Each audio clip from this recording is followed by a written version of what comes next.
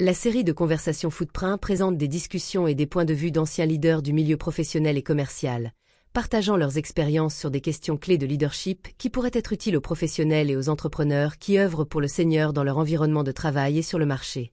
La conversation Footprint de cette semaine se base sur Genèse 13.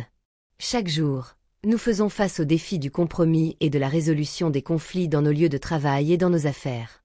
Nous sommes à nouveau honorés aujourd'hui d'accueillir un milliardaire, un homme d'affaires prospère et PDG de la société Abraham de son époque, pour qu'il partage son expérience et les principes en matière de leadership biblique concernant le compromis dans la résolution des conflits.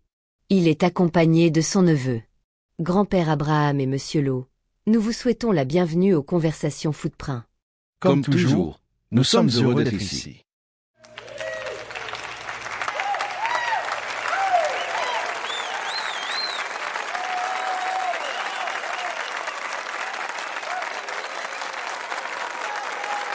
Alors maintenant, passons aux milliards de réponses aux milliards de questions que nous attendons tous patiemment. Grand-père, qu'est-ce que cela fait d'être à la fois milliardaire et croyant? Confortable? Juste une blague. Oui, ce que Genèse 13, verset 2, dit de ma richesse est vrai. Cependant, je veux dire à votre audience qu'il n'est pas nécessaire d'être milliardaire pour pratiquer les principes bibliques que je vais partager avec vous. Je les appelle les 3 regards. 1. Regardez en arrière. 2. Regardez autour de vous. 3. Regardez vers le ciel. Quand tu regardes vers le ciel, le Seigneur a promis de t'aider à regarder en avant et à ordonner tes pas. 1. Toujours regarder en arrière. Souvenez-vous toujours de qui vous étiez, de ce que vous aviez, et de votre situation avant de recevoir cette bénédiction. Je me souviens toujours de Aaron et de la vie que j'y menais. Cela me rend humble. Si vous avez une vieille photo montrant vos chaussures usées et vos vêtements d'antan, elle devrait être l'un de vos biens les plus précieux, encore plus que votre diplôme. Cette photo vous rappellera toujours d'être humble. 2. Toujours regarder autour de vous.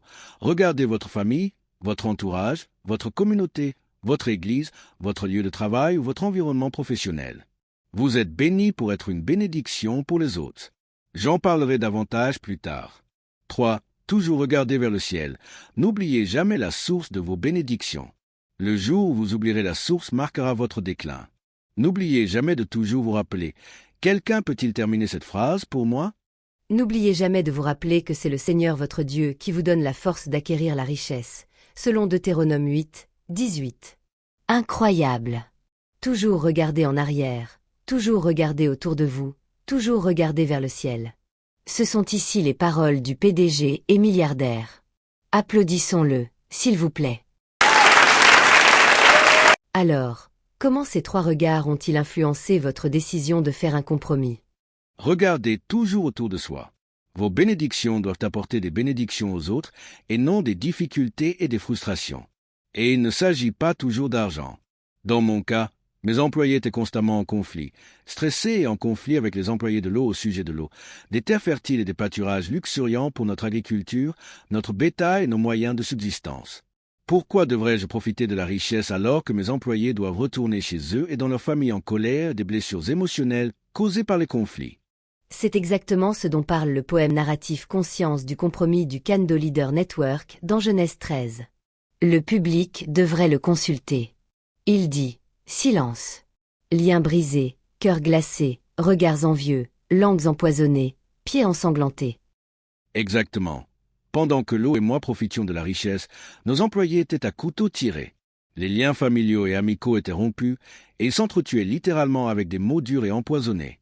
Quel serait l'impact sur leur propre famille? Rentreront-ils chez eux avec un cœur aimant et un sourire à leurs femmes et à leurs enfants après ces conflits au travail?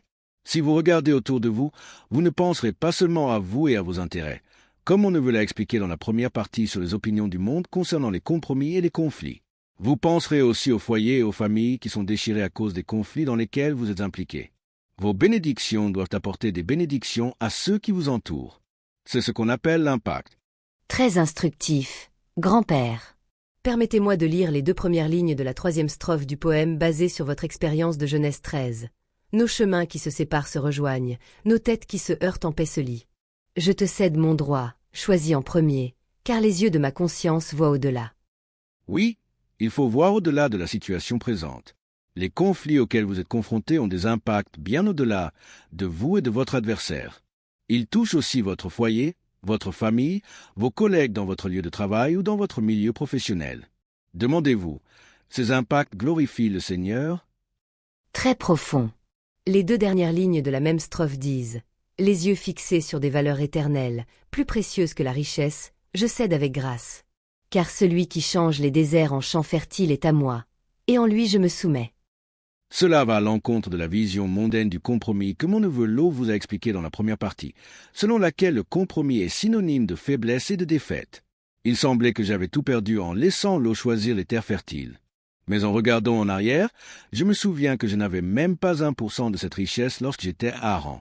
Et en regardant en haut, je peux dire avec confiance que mon Seigneur, qui m'a tiré de Haran quand je n'avais rien, peut transformer le désert en champ fertile. Permettez-moi de dire à quelqu'un dans votre audience, si le Seigneur vous demande de faire un compromis pour résoudre un conflit, vous pourrez sembler faible et paraître perdant sur le moment. Mais sachez que votre Seigneur peut littéralement transformer le désert en champ fertile. Que cela soit votre expérience. Au nom de Jésus. Et un grand amen à cela, grand-père. Voici une question de l'audience pour vous. Elle dit, dans Genèse 14, Lo et sa famille ont été kidnappés par le roi Kedorlaomer juste après votre séparation. Pourtant, vous avez mobilisé vos forces pour les sauver. Vous avez également intercédé pour eux lors de l'expérience de Sodome et Gomorrhe. Pourquoi avez-vous fait cela après que votre neveu Lo vous ait manqué de respect et ait choisi la meilleure part de l'accord? Pourquoi n'avez-vous pas dit, bien fait pour lui, qu'il tire des leçons? Très simple. J'ai regardé en arrière, j'ai regardé autour de moi et j'ai regardé vers le ciel. Intéressant, perspicace et inspirant. Nous devrions toujours regarder en arrière, regarder autour de nous et regarder vers le ciel lorsque nous faisons des compromis pour résoudre des conflits. S'il vous plaît, rendons hommage au grand-père et au PDG Abraham, sans oublier son neveu Monsieur Lo.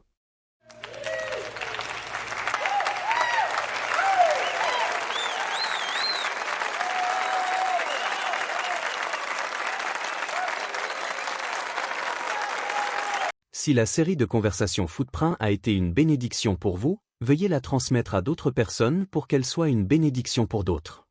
Vous êtes une troupe de théâtre chrétienne, un club littéraire ou quelqu'un qui possède des talents créatifs. Souhaitez-vous utiliser vos talents créatifs pour transmettre les principes bibliques sur le leadership aux professionnels et aux hommes-femmes d'affaires chrétiens sur le lieu de travail et sur le marché? Alors, mettez vos talents à contribution pour avoir un impact sur le royaume.